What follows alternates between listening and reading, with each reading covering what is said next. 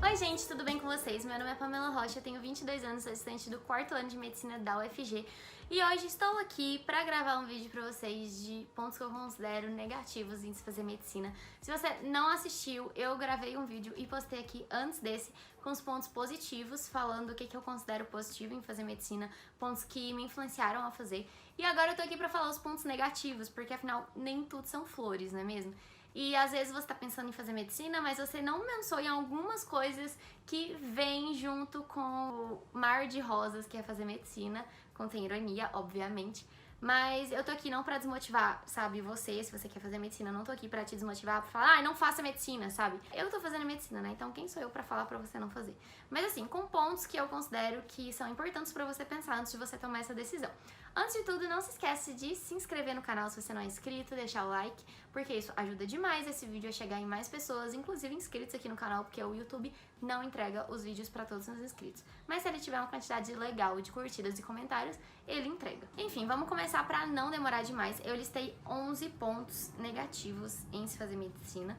Mas se eu esquecer de algum e lembrar depois, eu vou deixar aqui ao final. E hoje também no meu Instagram eu vou postar lá pro pessoal pra eles me falarem quais são os pontos que eles consideram ruins de fazer medicina. E se alguém falar alguma coisa diferente, eu vou deixar aqui ao final do vídeo pra vocês também.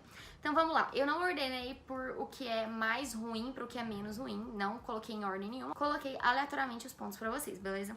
O primeiro ponto é que é um curso extremamente concorrido. Antes de tudo, gente, eu quero que vocês saibam que quando eu falar alguma coisa aqui, eu não tô falando desmerecendo outras profissões, eu tô falando do que eu sei da minha faculdade. Então, quando eu digo, por exemplo, que a medicina é um curso extremamente concorrido, eu não estou falando que os outros são fáceis de entrar, por exemplo, porque as pessoas gostam de problematizar, né? Hoje em dia na internet você tem que explicar absolutamente tudo o que você diz para as pessoas não interpretarem nada errado. Mas enfim, a gente sabe que a medicina é um curso extremamente concorrido. Não que não existam outros cursos concorridos. Engenharia aeroespacial, por exemplo, é um curso extremamente concorrido. Cursos do ITA são extremamente concorridos. Mas a medicina também é um curso extremamente concorrido. É um dos cursos, se não o de alguns lugares, mas é um dos cursos com mais quantidade de pessoas disputando por vaga. Então é um curso extremamente concorrido, é um curso difícil de entrar, é um curso que às vezes a maioria das pessoas, por exemplo, que fazem faculdade de medicina já passaram por um cursinho. Então assim, é um curso que realmente é difícil de entrar. O segundo ponto, que é um ponto ruim de se fazer medicina, é que é um curso extremamente puxado.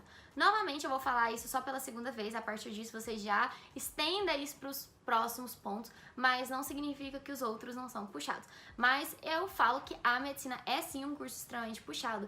É um curso, por exemplo, que tem uma carga horária gigantesca, comparado também a outros cursos. É um curso que, pelo menos todos os cursos de medicina que eu conheço são curso integral, então algumas faculdades são só de manhã, outras são só de tarde, outras são só de noite. A medicina não, ela é integral, ela pega o dia todo e às vezes, pelo menos na minha faculdade, né, assim, a gente tem aula o dia inteiro, desde cedinho até o final da tarde, e às vezes ainda tem algumas atividades, ligas, aulas extras durante a noite ou até mesmo no final de semana.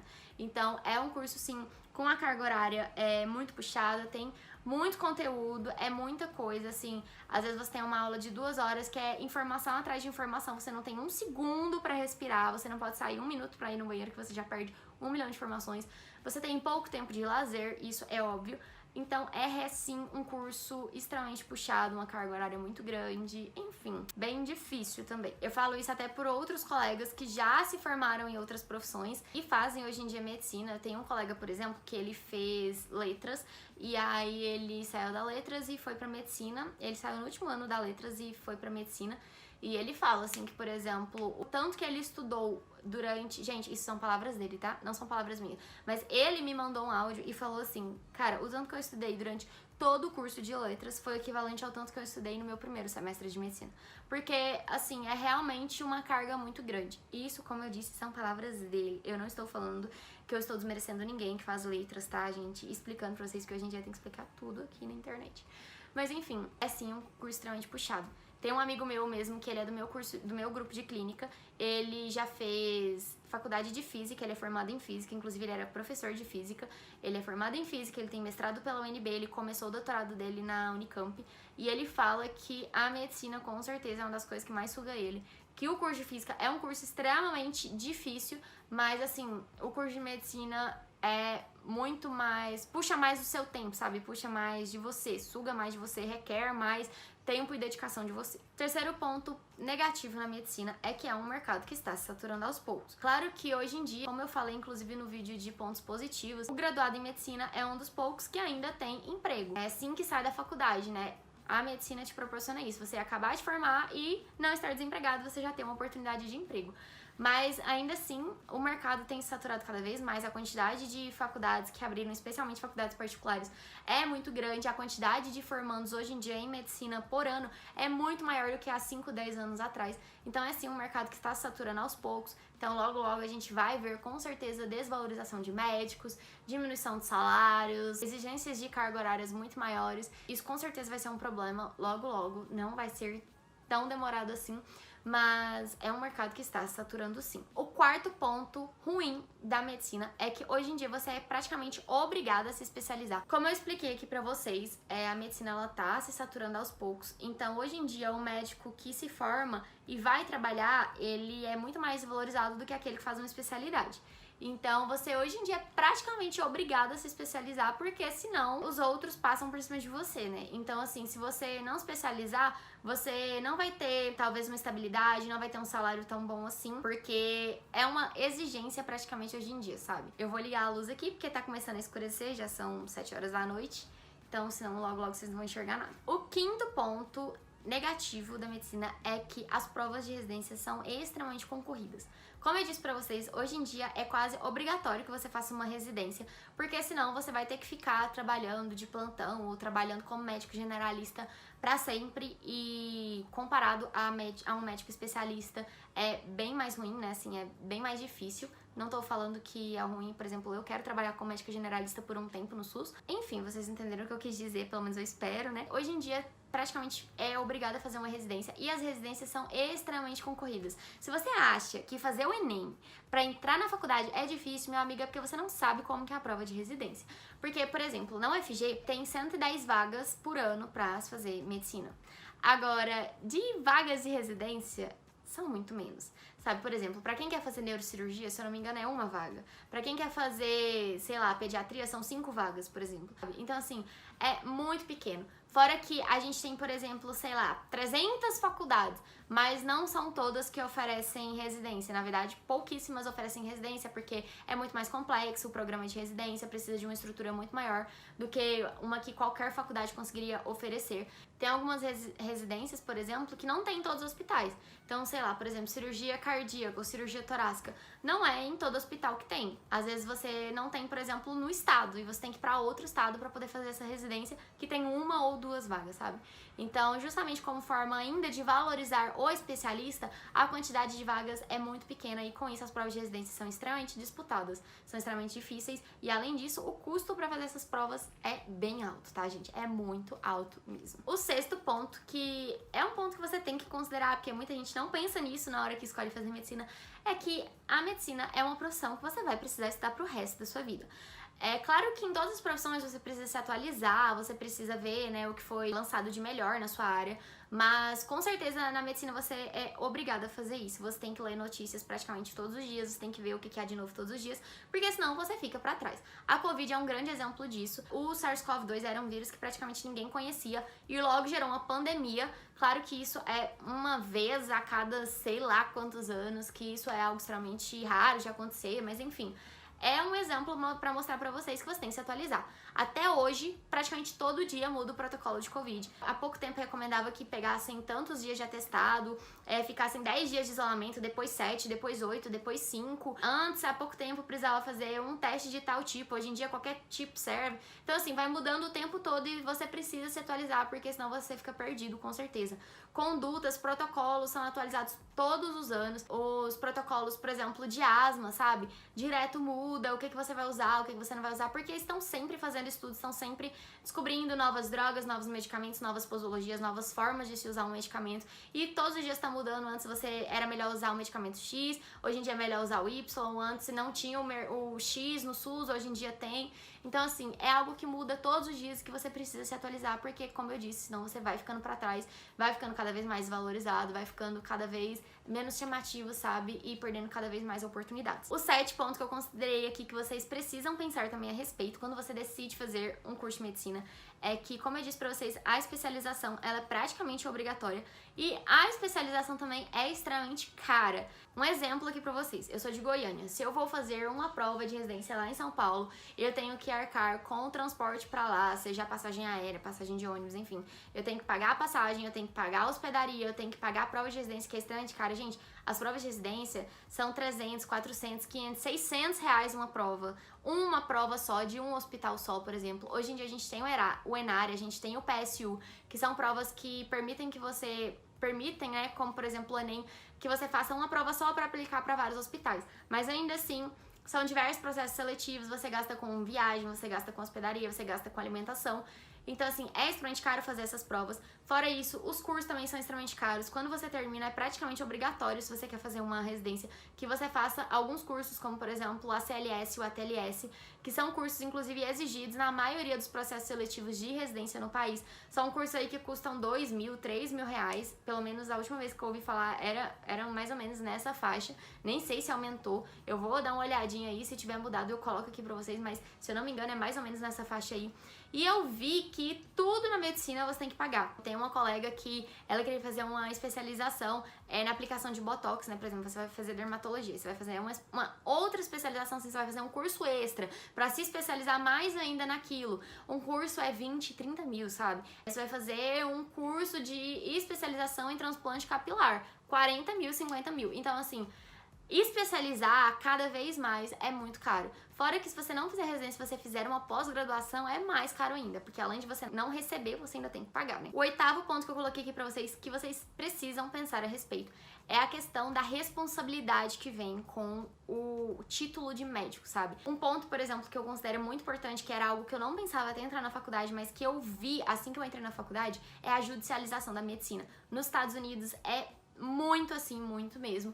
Tanto que alguns médicos, por exemplo, já têm os próprios advogados. Aqui no Brasil isso está começando a ter bastante também. Por exemplo, tem grupos de médicos que pagam mensalidade pra, se caso levarem algum processo, enfim, já terem ali o advogado pra defender eles, sabe? Do tanto que está ficando cada vez mais evidente, sabe, na nossa sociedade. Tá tendo muita judicialização da medicina, então as pessoas processam médico hoje em dia por qualquer coisa. Às vezes a gente sabe que precisa processar mesmo, tá? Não tô falando que não tem que processar, mas às vezes acontece alguma coisa assim que... Eu vou dar um exemplo pra vocês. Eu vi uma história do obstetra que eu pensei assim, cara, como a pessoa teve coragem. Eu vou resumir aqui pra vocês, óbvio que eu não vou falar nada, não vou falar quem é obstetra, não vou falar da pessoa, óbvio. Uma mulher tava com uma história de sangramentos muito intensos, tava com problemas justamente por causa desses sangramentos, e aí ela foi operar porque ela viu que tinha, se eu não me engano, era adenomiose, que é uma doença que dá no útero, enfim, que pode causar, assim, esses sangramentos.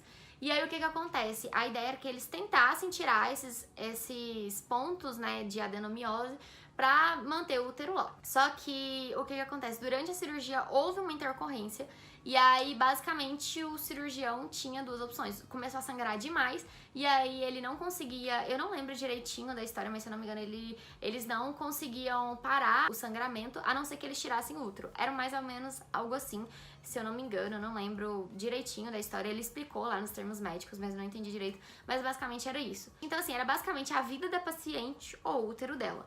Era uma paciente que já tinha 3 filhos, que já tava com 40 e tantos anos, que, assim, a probabilidade dela engravidar, por exemplo, era extremamente baixa, tendo em vista que ela já estava para entrar na menopausa também. Então, ele considerou apropriado tirar o útero da mulher para não deixar ela morrer, né? E ele até fala que ela tava, assim, naquele ponto de anestesia, que ela tava... Eles tentaram, tipo, que tirar um pouco da sedação dela, não tirou a anestesia, tirou um pouco da sedação, então ela tava meio assim, torporosa. E aí ele perguntou, durante a cirurgia ela autorizou, só que, claro, ela não responde por ela e tal. Mas enfim, ele preferiu tirar o útero dela do que deixar a mulher morrer. E aí depois da cirurgia, a mulher agradeceu pela escolha, né, e tal, falou, não, tá certo mesmo, o senhor deveria fazer isso. E aí, pouco tempo depois, chega na casa do médico a intimação pra ele comparecer à audiência, porque ele estava sendo processado, porque ele retirou o útero da mulher sem permissão. É claro que não iria dar nenhum problema pra ele, porque assim, ele tá resguardado pela conduta dele, é óbvio que ele fez certo em preservar a vida da paciente, ele estaria errado se ele deixasse ela morrer. Até porque se ela morresse, aí que ela não ia engravidar mesmo, né? Porque ela não estaria viva. Mas assim, a gente vê que isso foi pura maldade da mulher, sabe? Má fé mesmo, dela querendo ganhar alguma coisa em cima do médico, só porque ela sabe, ele tem dinheiro, então eu vou tentar arrancar alguma coisa. Daria alguma coisa pra ele? Não, ele não vai perder o CRM por causa disso, ele não vai ser punido por causa disso, mas ele vai ter dor de cabeça por causa disso, ele vai ter que, talvez, perder dinheiro sim, porque ele vai cancelar uma consulta, por exemplo, um dia de atendimento, pra poder ir em juiz, pra poder justificar uma coisa que já deveria, sabe, ser óbvia. Ele vai ter problema, ele vai ter dor de cabeça. Além disso, ele vai ter que pagar advogado. E depois, como a mulher pode alegar que ela é muito mais pobre do que o cara, ele não vai nem poder exigir que ela pague o advogado dele, sabe? Então, assim, ele vai gastar dinheiro sim, porque ele vai ter que pagar um advogado pra defender ele.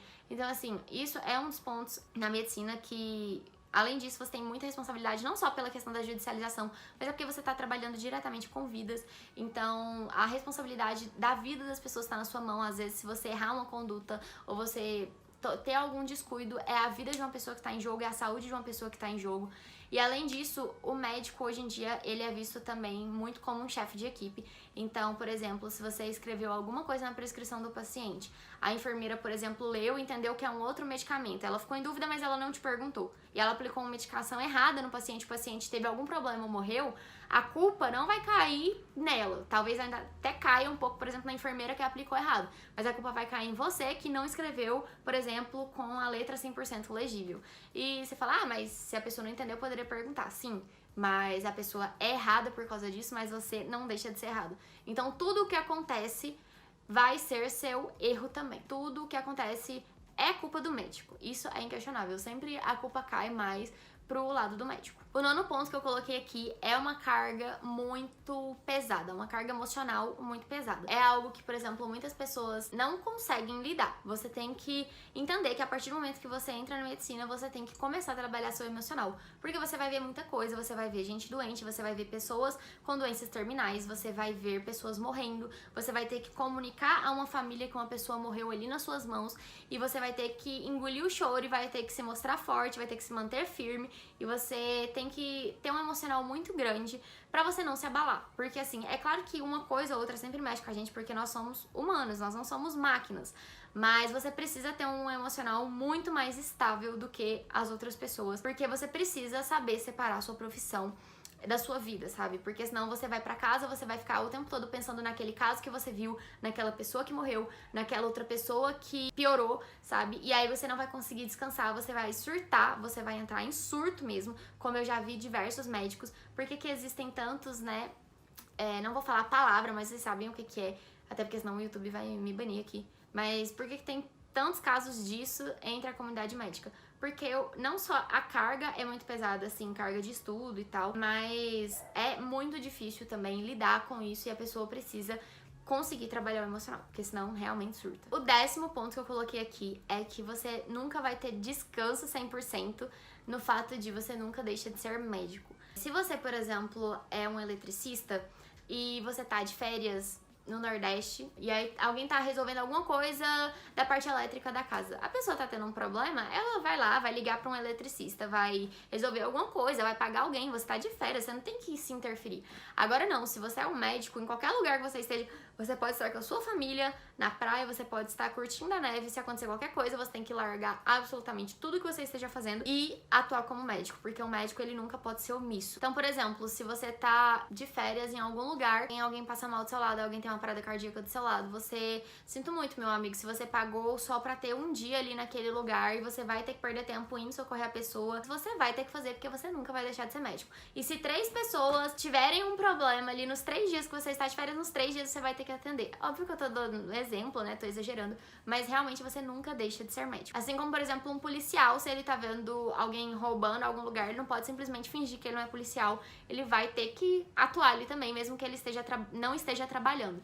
Então, assim, só pra vocês entenderem, o médico nunca deixa de ser médico, assim como o policial nunca deixa de ser policial. O 11º ponto que eu coloquei pra vocês talvez seja um pouquinho polêmico, é que o salário não é tão alto assim quanto vocês imaginam. Eu sei que muita gente vai pensar assim, ah, para, né, sua patricinha, tá falando isso porque você já faz medicina, tá falando isso porque você não quer que as pessoas façam medicina.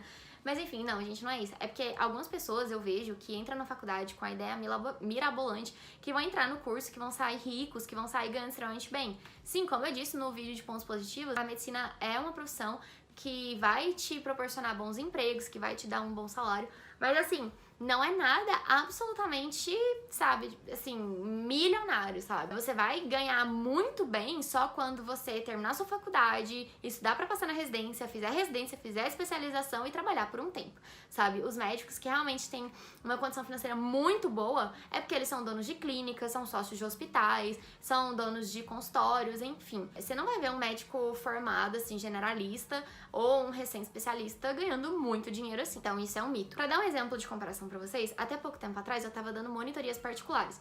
Então eu ficava com os meninos ali por 1 horinha durante a semana, ajudando eles com questões, com redação, enfim.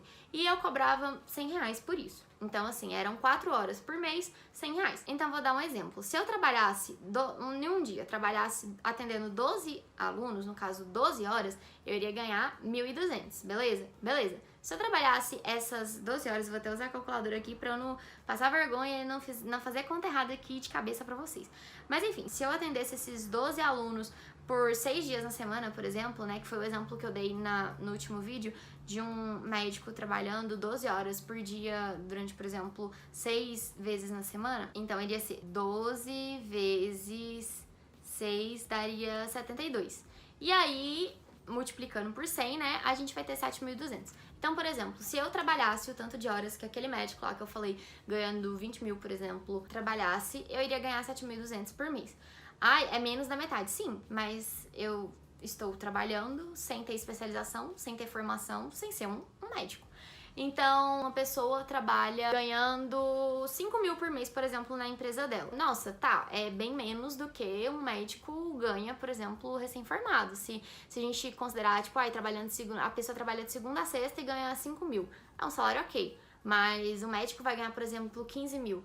Tá, mas a gente tá considerando, por exemplo, que a pessoa ganha 5 mil trabalhando 6 horas por dia ou 8 horas por dia. O médico trabalha o dobro disso, geralmente, pra ganhar esse valor que eu falei. Então, assim, às vezes a gente compara, por exemplo, o cara tá ganhando 15, 20 mil. Tá, mas ele tá trabalhando o dobro do que a outra pessoa que você tá comparando. Então, óbvio, gente, eu não tô falando que o médico ganha mal, não. A gente sabe que o médico ganha bem. O que eu tô falando é que você não vai sair milionário. E que se você quiser realmente ter um conforto e ganhar um salário bom, tipo, ganhar 10, 15 mil, você vai ter que trabalhar bastante. Você não vai trabalhar uma vez na semana, 2 vezes, 3 vezes na semana. Você vai trabalhar, tipo, 5 vezes na semana, 12 horas. Você não vai trabalhar 6, 8 horas como a maioria das pessoas. Você vai trabalhar 12 horas, 24 horas, às vezes 36 horas, né? E o último ponto aqui que eu deixei pra vocês é que na maioria esmagadora das vezes o médico recebe atrasado. Eu não sei se vocês sabem, mas, por exemplo, o pessoal às vezes se forma e fala assim, esse mês eu vou trabalhar muito e meu primeiro salário eu vou fazer isso e já vou sair de casa e vou pagar um aluguel pra mim.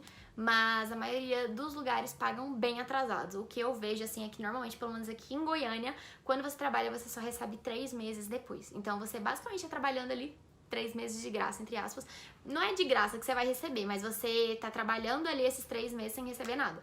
Geralmente você trabalha e só recebe 3 meses depois. Então, se você deu plantão na UPA em fevereiro, você vai só receber em março, abril, maio. Isso é um ponto negativo, porque muita gente gosta de trabalhar e já receber, né? Muita gente trabalha com sistema de diária ou trabalha com sistema de empreita, mas enfim, é um ponto negativo sim. Enfim, é isso, o vídeo já ficou extremamente longo. Eu espero que vocês tenham gostado. Eu quero saber de vocês qual dessas considerações é, assim, aquela que vocês consideram que é pior, entre aspas, o que aqui, assim, é algo que talvez você não tenha pensado. E se tiver mais algum ponto que eu não falei aqui, como eu disse, eu vou deixar aqui na tela pra vocês.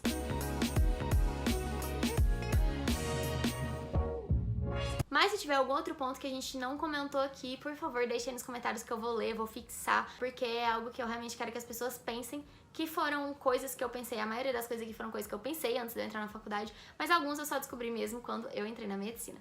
Enfim, espero que vocês tenham gostado, um beijo e tchau!